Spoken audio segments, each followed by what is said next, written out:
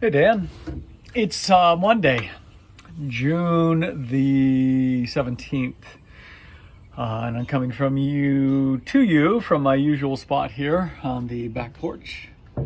And I want to talk about theater. So I think I've told you that we have season tickets to the Commonweal Theater.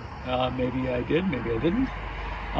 The Commonweal is a repertory theater located in Lanesboro, which is about 45 minutes, 50 minutes away, down on the other side of 90, down through in one of those those valleys, and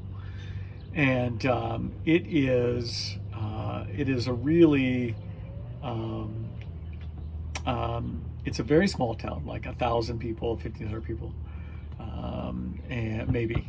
But they have a repertory theater which draws from Rochester, because you can get to Rochester it's actually maybe only 30 minutes from Roch.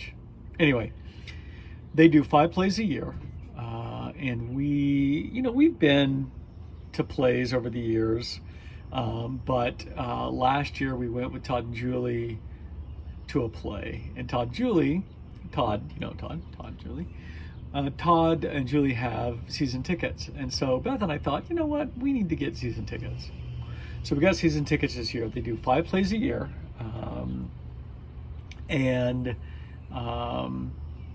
what I discovered last year is that if I buy the script ahead of time, like the actual script that the actors use, then I can completely familiarize myself with the show before I go to see it, which really helps with my hearing. And so that's what I've been doing. The first show of the season was called Ugly Lies the Bone, which is about an experimental therapy for war victims, for soldiers coming back from the war with PTSD. And this particular therapy uses virtual reality to help them process through the pain and through the memories. So that was an interesting play. And then the next play in the series is called The Outsider. The Outsider is a political farce. The action starts with the former governor having just resigned because of a sex scandal, and then the lieutenant governor has to take over. And the lieutenant governor is not somebody who ever had intended on having to be governor or having to appear in front of people. Very much comfortable in a basement, in a cubicle, but also very knowledgeable about government, understands government, believes in the power of the work it can do that the average citizenry can't do. So you end up with the governor getting elected, and he's got his chief of staff, which is really his only staff, named Dave, and they hire a woman named Paige to be kind of a political consultant, pollster type person. Then the next person on stage is a woman named Louise, who is a temp, just because they need somebody to answer the phones and work the desk. Then you've got a political consultant out of DC named Arthur Vance, and then a local journalist, television journalist named Rachel. So all these characters come together, and as I'm reading this play, I am laughing my butt off because it's so funny. I keep making Beth listen as I read all the parts because it's so funny, especially Louise, who is, well, I will tell you how she is because it's a great explanation here exactly how she is. So Louise Peaks is a temp employee hired as the governor's executive assistant. She often refers to herself as the executive assistant governor. Personable, likable, impressively confident, and entirely inept. Without knowing it, she has the air of a politician about her. The friendliness of her smile and the confident way she looks in the eye would make you think, I'd vote for her.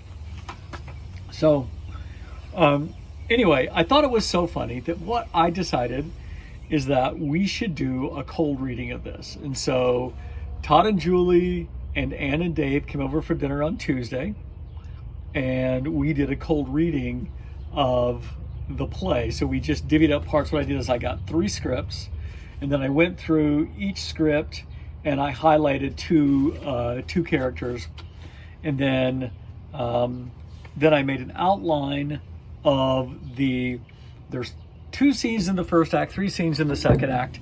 But what I did is for each scene, I made each scene is really, there's sort of cohesive blocks of plot development and character development. And so what I did is I made an outline showing the pages those sub scenes were on, the characters who were in them, and a summary of what the action was. And so then after dinner, so they all came over for dinner. I made Brazilian black beans and rice and bratwurst. So, and then we had, what did we have for dessert? Ann brought dessert, cheesecake. So anyway, after we were done, we all sat around the table and did this cold reading. And Ann and Dave and Todd and Julie have never done any acting before, and they really enjoyed it. It was a lot of fun.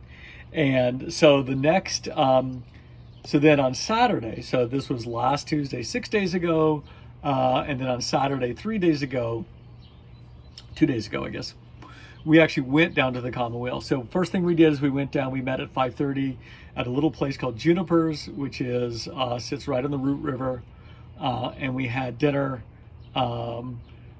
outside, and then we all went to the play. And the great thing about it, as it turned out, because I didn't know if anybody was going to really be as into this as I was, as it turns out, at intermission, we're all standing around talking about how it's like, oh, I'm not sure the choice for Louise is quite right.